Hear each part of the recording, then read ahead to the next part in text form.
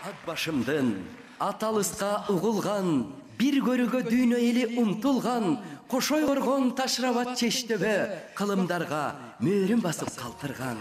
Ат башым кут төгүлгөн ата конуш, сыймыктуу ат башынын уулу болуш. Саңгылым сактап келген пейли бар, коноко кой семизин тандап союш. Ат башым асыл жерим ыйык тумар, жүрөккө жылуу сезим конуп турар. Жашоону кайсы жерде өткөрбөйүн, жүрөгүм сен деп гана согуп турар.